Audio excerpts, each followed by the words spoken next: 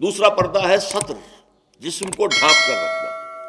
مرد کے لیے ستر کا حصہ کچھ اور ہے، عورت کے لیے پورا جسم ستر ہے۔ مرد کے لیے عورت کا پورا جسم ستر ہے، سوائے چہرے کی ٹکیا کے اور ہاتھوں کے اور پاؤں کے۔ پھر ہے حجاب۔ اگر مسلمان عورت گھر سے باہر نکلتی ہے یا کہیں گھر کے اندر بھی کوئی نامحرم آتے ہیں تو ان سے پھر چہرے کا پردہ بھی لازم ہے۔ محرم کون ہے؟ محرم وہ لوگ ہوتے ہیں کہ جن سے کسی بھی حالت میں کبھی بھی نکاح کا کوئی امکان نہ ہو۔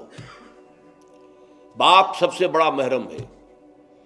ظاہر بات ہے کہ کچھ بھی ہو جائے بیٹی کا اور باپ کا نکاح نہیں ہو سکتا۔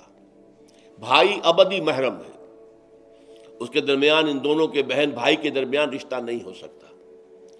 البتہ ایک شکل یہ ہے کہ ایک بہن اس وقت کسی بہنوئی کے گھر میں ہے، لیکن یہ کہ اگر اس بہن کا انتقال ہو جائے تو دوسری بہن سے اس کا نکاح ہو سکتا ہے، لہذا وہ نامحرم شمار ہوگا، وہ محرم نہیں ہوگا۔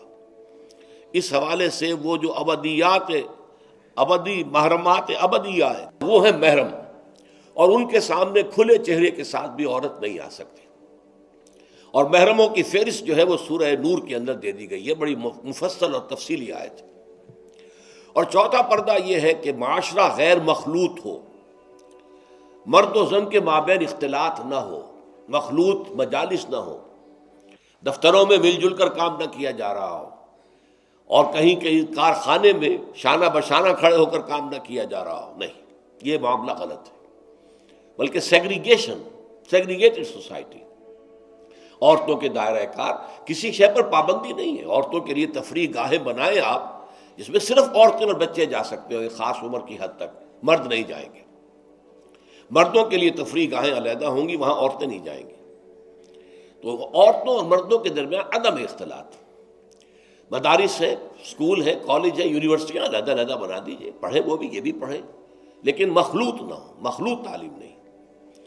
تو یہ جو ہے غیر مخلوط معاشرت، یہ در حقیقت اسلامی معاشرے کا سب سے بڑا امتیاز ہے، سب سے بڑا علم ہے، سب سے بڑا شعار ہے۔ کوئی بھی غیر مسلم جو ہے اسلامی معاشرے میں آئے گا تو سب سے زیادہ بات جو اسے محسوس ہوگی وہ یہ ہے کہ یہاں عورتیں اور مرد جو ہیں وہ آپس میں ملے جلے ہوئے نہیں ہیں، بلکہ ان کے درمیان ایک گویا کہ بہت بڑا پردہ جو ہے معاشرے کے اندر لگتا ہوا ہے، سیگریگیشن ہے۔ باقی یہ ہے کہ ستر سے آگے جسم جو ہے وہ صرف زوجین کے سامنے کھلے گا۔ مرد کا ستر صرف بیوی کے سامنے کھلے گا، یا ڈاکٹر اگر کوئی سرجری کرنی ہے تو ظاہر بات ہے کہ اس میں وہ پردہ نہیں ہوگا۔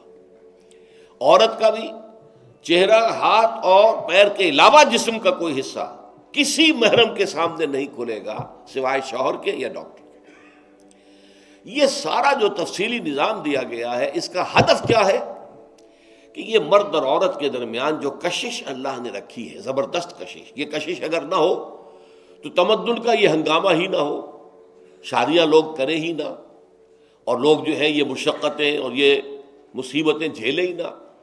اولاد کی پیدائش ہے، پھر ان کی پرورش ہے، پھر انہیں کھلانا پلانا ہے، ان کی تعلیم ہے، ان کی علاج معالجہ ہے، 100 کھکھیڑ ہے۔ یہ سارا انسان کیوں برداشت کرتا ہے کہ جنسی جذبہ بہت زوردار اللہ تعالیٰ نے انسانوں میں رکھ دیا ہے۔ تو جتنا یہ زوردار جذبہ ہے اتنا ہی اسے کنٹرول کرنے کے لیے گھوڑا جتنا منہ زور ہو اتنی ہی مضبوط لگام اس کو دینی چاہیے۔